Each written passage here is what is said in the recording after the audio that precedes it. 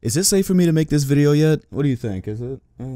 Yeah, I'm only asking because I know for a fact LeBron James did not just sign with the Los Angeles Lakers with no plan. I know he didn't go there by himself. I just know for a fact that he knows something we don't know, because it doesn't make sense to go from one team that's not that great to another team that's not that great.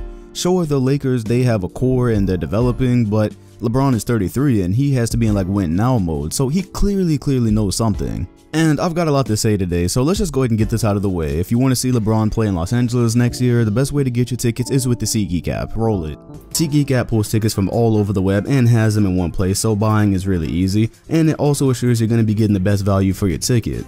While you're doing your search, each ticket is ranked with a score from 1 to 100 that lets you know if you're getting a good deal or not for your purchase, and on top of that, it gives you a detailed view of what you would see from your seat if you were actually there. If you're interested in downloading this app, the links are going to be in both the comment section and highlighted in the description. If you're still on the fence, consider using my promo code DOM2K to get $20 off your first purchase. This is the app I used when I went to the Warriors and Magic game last season, and it made the whole process really simple, so I definitely recommend this for you.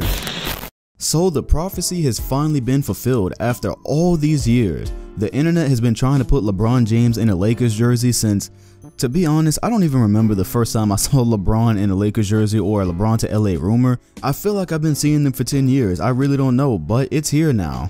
And it's interesting because when it actually happened, I'm gonna say that this is the least surprised I've been from a LeBron James move. Of course, we had the one in 2010 when he went to the Miami Heat, then we had the one in 2014 when he went back to the Cavs. And for both of those, I was pretty surprised. Like, they kind of blindsided me because I didn't believe something like the Heat was possible back when that happened. And once he was actually on the Miami Heat, I never thought there was a chance that he was going to leave them. I thought they were going to build something for a long time and they were always going to be dominant. But this time, let's just say that the table has been set for LeBron James to leave Cleveland for, I'm going to say probably since the playoffs started, right? Or a little bit before the playoffs started when they were having a rough go of it, or even earlier this year when nothing was working out with the roster that they all traded away.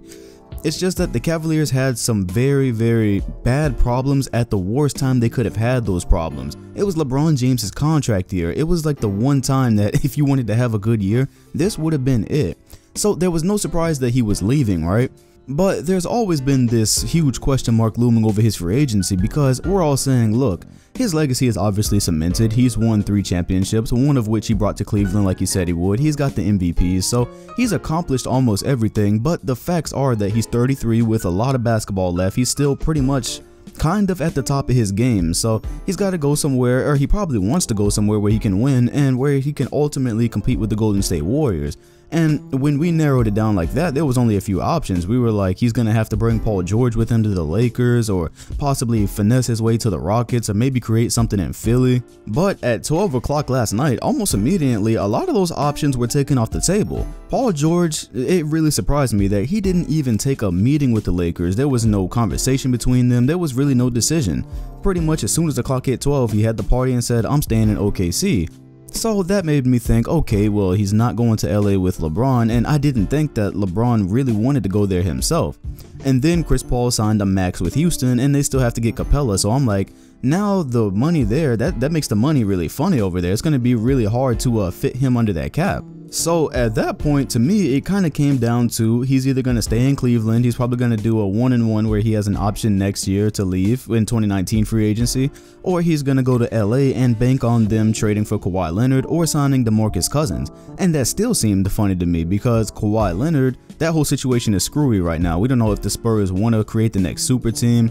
And then DeMarcus Cousins, even if he signs with LA, we don't know what he's like after his Achilles, and we don't even know if he's going to be ready for the start of this season. So it wasn't that I ever thought he wasn't going to go to the Lakers, because it really didn't surprise me. Out of the 3 moves he's made, this one has surprised me the least, but I didn't think it was as likely anymore after the events of last night. But he's there now, so that automatically makes me think, okay, what's next? Because I get this whole thing about it was a family move and a business move. I get all that, and maybe he doesn't care as much about winning as he once did, but LeBron James still wants to compete, right? He still has so much basketball left in him that it makes me suspicious. Magic Johnson, I heard that he met with him last night, so he's pitched a game to him, and they have some kind of plan. For instance, the contract is for 4 years and he has the option to opt out after 3, so this is basically the rest of his career. Whether he opts out when he's 36 or he doesn't opt out and he's 37, this is basically LeBron committing to the Lakers for the rest of his career, and in my mind that makes me think that Magic Johnson has sold him on a long-term plan, or not a long-term plan because he doesn't have that much basketball left, but he sold him on a plan that, hey, you sign with us, you believe in us, we can build something around you. Because they already had a nice young core that they did not have to sacrifice by signing LeBron James, so that's still intact. And the whole thing with Kawhi Leonard, with the information that we've been given, it seems like Kawhi Leonard is going to be a Laker one way or another, whether it's right in a couple of days and they make a trade for him, or if the Spurs make him rough it out or trade him somewhere else and he comes to 2019 free agency. Right now, it's probably like an over 50% chance that Kawhi Leonard is one day going to be LeBron James's teammate. That's what it looks like from where we're sitting today. So there's that factor, and then there's the other factor that the Lakers are very attractive right now because you just got the best player in basketball. You're already Los Angeles, and who doesn't want to play basketball over there? So they're not a hard sell to anybody they go after at this point. And to be honest, I really think the next play is probably to go for Cousins because he's a free agent. He has nothing stopping him from going to join the best player in basketball in Los Angeles. He has nothing stopping him right now. He can stay in New Orleans and play with Anthony Davis and hope one day that they get some decent wing players. But, you know, I'm just saying, that's a really easy sell to me right now. And before you know it, all those memes you've seen on the internet about a Lakers super team or a big three, you know, the next thing you know, he's got DeMarcus Cousins and Kawhi Leonard with him. That's not as far off as it might seem. So as far as the move itself, like I said, it's not unexpected. For me, I didn't flip when I got the notification, other than just, you know, just like, wow, LeBron is actually in a Lakers jersey. But besides that, I didn't really flip because to me, the most interesting thing about this move is just how much different it is from what he's done in the past. Because when he went to Miami, that was already made. They had Dwayne Wade and Bosh, so he went and joined them, and all of a sudden they were the best team in basketball. And then he went back to the Cavaliers and they already had Kyrie Irving and they had the #1 pick ready to turn into Kevin Love, so all those situations were set. And now he's 33 and he's going basically to a team, it's just like a blank check right now. He goes to a team, they're very young, they were not a playoff team, they're really not that great. And then on top of all that, they're in the West. So now it's just all about the next move, and maybe it was the best move because you've heard me talk about this free agency, this looming free agency decision for a long time now, and the one theme I've always kept is that no matter what he does, we don't know. Basically, nothing is a surefire thing to beat the Warriors. Going to Houston with Paul and Harden and then having them gut the rest of the team just so they could fit him under the cap, we don't know if that was going to beat the Warriors. We didn't know if going to the Sixers, where spacing could have easily been a huge issue, we didn't know if that was going to beat the Warriors. So now you just go to the Lakers and just start from scratch and just see how far you can get or how close you can get to beating that team. But for now, since LeBron is in LA by himself, I've said all I can say about it. Let's look at the entire NBA and what this means because, oh man, this is funny, man. So first of all, the West now has LeBron James, Harden, Paul George, Westbrook, Steph Curry, Kevin Durant, Chris Paul. Like, I just named those off the top of my head. Anthony Davis, they have everybody over there. And with the best player in basketball now leaving the East, there's a power vacuum over there now.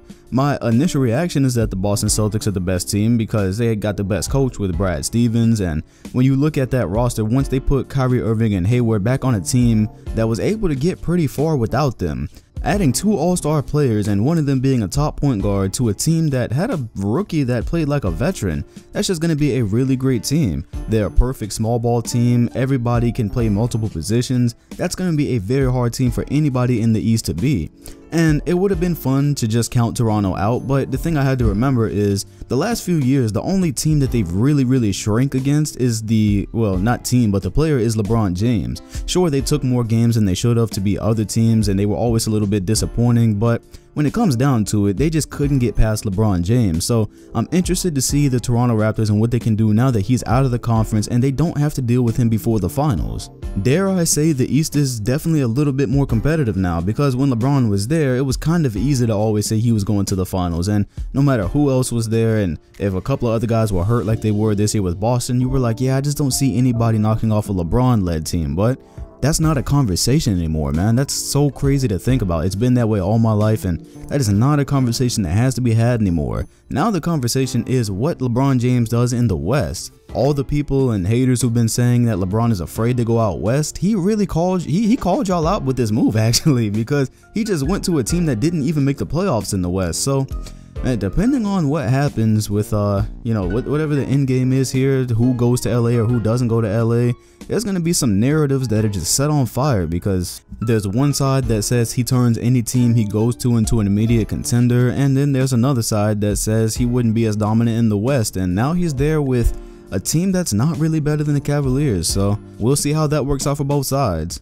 Anyways, that's what I have for now, because I'm assuming there's gonna be a move soon. I can't wrap my mind around the fact that we're gonna start a season where LeBron just moved teams and didn't bring somebody with him, so make sure to hit the bell next to my name if you want notifications when the next big news breaks. Hit the like button, comment, and sub if you enjoyed, and hit the bell next to my name if you want notifications on future videos. Thanks for watching, and I'll see you guys on the next one.